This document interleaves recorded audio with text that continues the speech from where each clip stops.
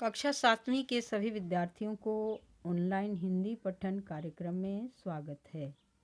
आज हम अभ्यास सागर के प्रथम पाठ से संबंधित हिंदी व्याकरण, संयुक्त व्यंजन एवं उच्चारण पढ़ेंगे और समझेंगे।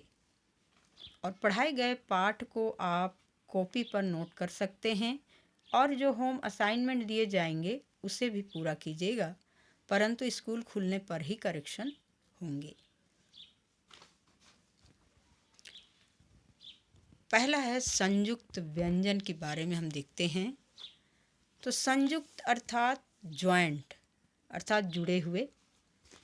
तो जब दो या दो से अधिक व्यंजनों का संयोग होता है तो उसे संयुक्त व्यंजन कहते हैं। संयुक्त व्यंजन में पहले व्यंजन में स्वर नहीं होता और दूसरे व्यंजन में स्वर होता है। तीन व्यंजनों के संयोग में पहले दो व्यंजनों में स्वर नहीं होता और तीसरे व्यंजन में स्वर होता है। तो हम लोग अभी उदाहरणों के द्वारा इसे समझेंगे। जैसे पहला है, दो व्यंजनों के संयोग होने पर अर्थात दो व्यंजनों का आपस में मिला हुआ रहने पर, ज्वाइंट रहने पर किस तरह से ये आपको बताया गया है कि जहाँ ये जो प्यारा है, प्यारा में प य संयुक्त है। तो जब हम प य को अलग करते हैं तो ये इस तरह से अलग होता है। प हलन प्लस य हलन प्लस आ, अर्थात प या के बीच में कोई भी स्वर नहीं है, लेकिन इसके बाद जो दूसरा स्वर है उसके बाद स्वर है आ। उसी तरह से न्याय में न या संयुक्त है और उसे हम अलग करते हैं न हलंत प्लस य हलंत प्लस आ।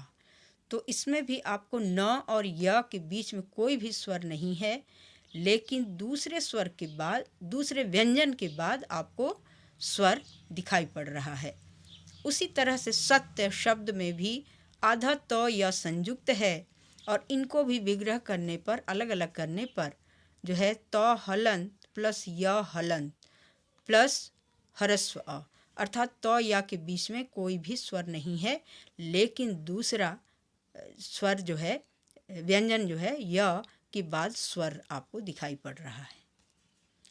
अब दूसरा है तीन व्यंजनों के संयोग होने पर, अर्थात जहाँ तीन व्यंजन आपस में मिले हुए हों तो ऐसे समय में जो क्या होता है, ये उदाहरण आपको दिए गए हैं।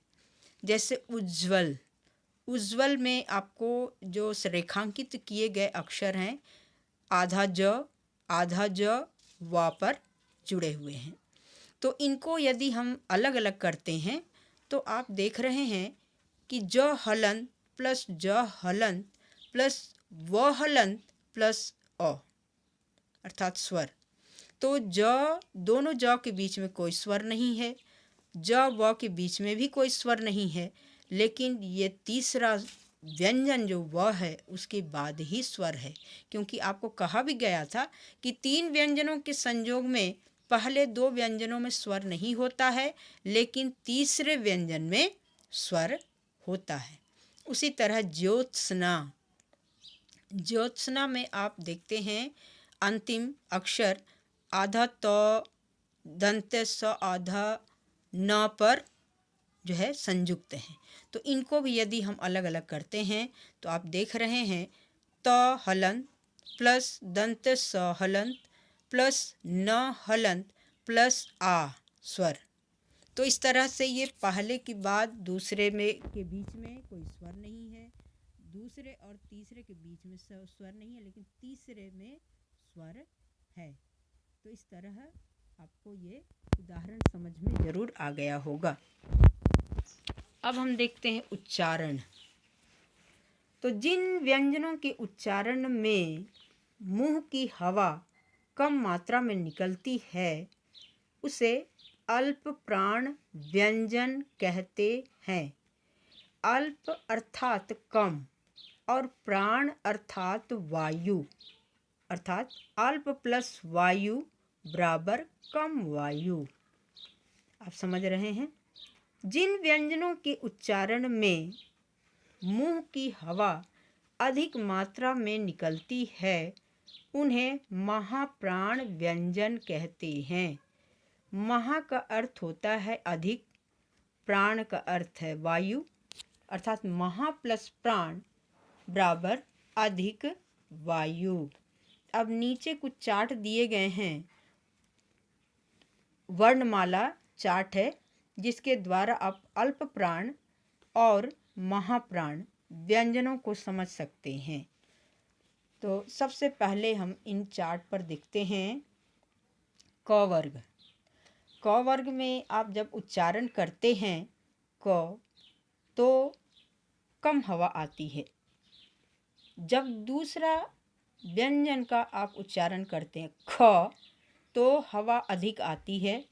उसी तरह से ग उच्चारण करने पर हवा कम आती है। घ उच्चारण करने पर हवा अधिक आती है। अंग उच्चारण करने पर कम हवा आती है। अर्थात पहला वर्ण अर्थात पहला व्यंजन क, तीसरा व्यंजन ग और पांचवा व्यंजन अंग ये अल्प प्राण है। और ख अर्थात दूसरा और जो चौथा वर्ण है अर्थात ख और घ ये दोनों ही महाप्राण हैं।